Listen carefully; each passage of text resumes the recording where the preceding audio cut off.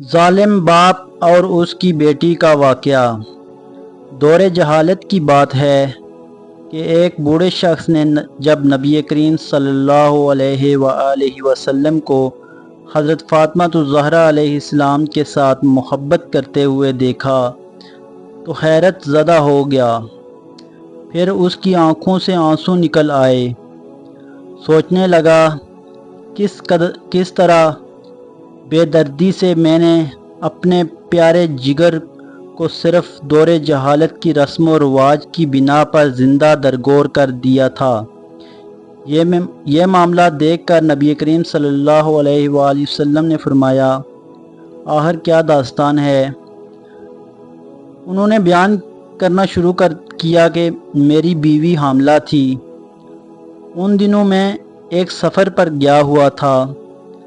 جب کافی عرصے بعد پلٹا تو اپنے گھر میں ایک بچی کو کھیلتے ہوئے دیکھا اور بیوی سے پوچھا کہ یہ بچی کون ہے؟ تو بیوی نے کہا یہ ہماری بیٹی ہے۔ پھر اس نے کسی نامعلوم خوف کے تحت التجا آمیز لہجے میں کہا، ذرا دیکھو تو صحیح کس قدر پیاری بچی ہے، اس کے وجود سے گھر میں کتنی رونق ہے، یہ اگر زندہ رہے گی تو تمہاری یادگار بن کر تمہارے خاندان اور قبیلے کا نام زندہ رکھے گی۔ میں نے گردن جھکا لی اور بیوی کو کوئی جواب نہ دیا، لیکن لڑکی کو بغور دیکھتا رہا۔ لڑکی کچھ دیر تو اجنبی نگاہوں سے مجھے دیکھتی رہی، پھر نہ جانے کیا سوچ کر بھاگتی ہوئی آئی اور میرے سینے سے لپٹ گئی۔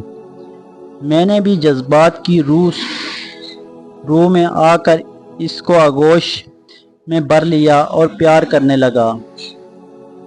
کچھ عرصہ ایسے ہی گزرا کہ لڑکی آہستہ آہستہ بڑی ہوتی رہی اور کافی ہوشیار ہو گئی۔ جب وہ اپنی بلاغت کے قریب پہنچ گئی تب اس کی ماں کو میری طرف سے بالکل اطمینان ہو چکا تھا۔ میرا رویہ بھی بیٹی کے ساتھ محبت آمیز تھا۔ ایک دن میں نے اپنی بیوی سے کہا کہ ذرا اس کو تیار کرو، ایک قبیلے کی ایک شادی میں اسے لے جاؤں گا۔ ماں بیچاری خوش ہو گئی اور جلدی سے بیٹی کو سجا سنوار کر تیار کر دیا۔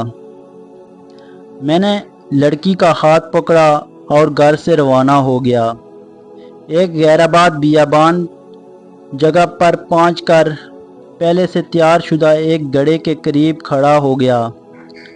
لڑکی بڑی خوشی کے ساتھ اچھلتی کودتی چلی آ رہی تھی۔ میرے قریب آ کر رک گئی اور بڑی معصومیت سے سوال کیا، بابا یہ گڑھا کس کے لیے ہے؟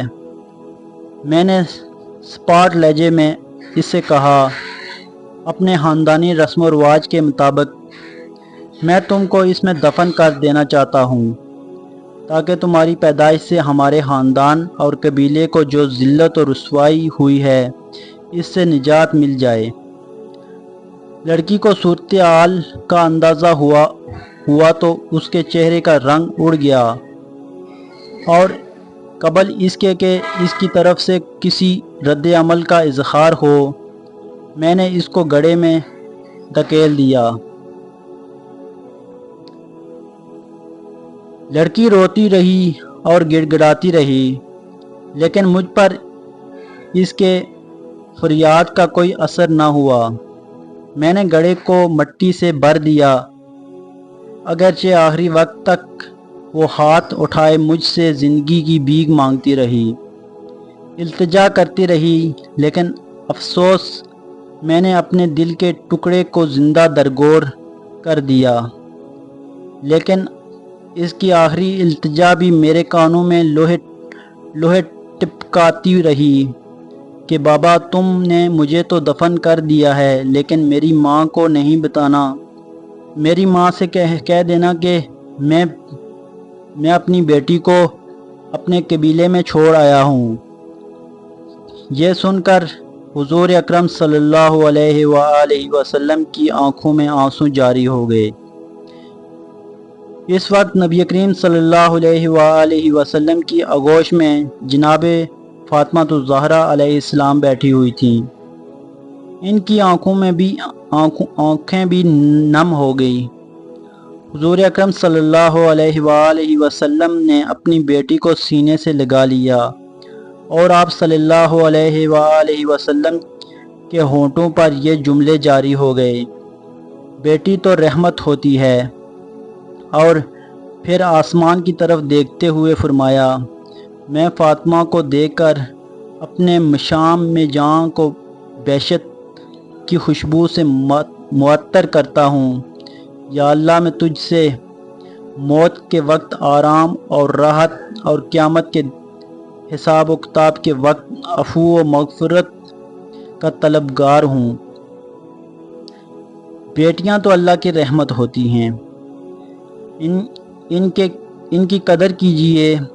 ये आपके घरों में कुछ दिन की मेहमान होती हैं।